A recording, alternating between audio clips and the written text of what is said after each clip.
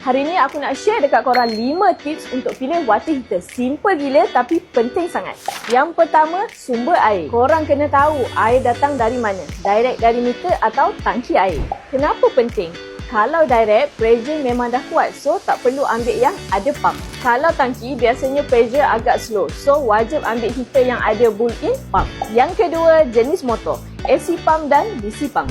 Untuk AC pump, pressure lebih kuat and penggunaan elektrik lebih tinggi. DC pump pula ada inverter and lebih jimat elektrik. Bunyi lebih senyap and smooth. Yang ketiga, power kilowatt. Biasanya dekat market ada 3.6 kW atau 3.8 kW yang standard untuk air panas. Kalau nak air yang lagi panas padu, boleh ambil yang 4.2 kW ke atas. Yang keempat, jenis shower. Ada rain shower yang besar macam ni atau nak hand shower yang kecil macam ni, lebih fleksibel.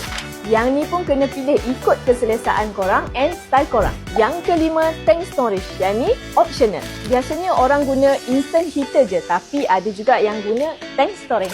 Function dia untuk panaskan air dalam tangki and boleh supply terus satu rumah. Satu tank storage je dah boleh cover semua bilik air dalam satu rumah. So, sebelum beli, pastikan korang check dulu setup rumah and usage korang. Baru dapat heater yang betul-betul ngam. So, nak senang, datang terus dekat Alat Dapur, dapatkan dengan harga yang terbaik, boleh runding.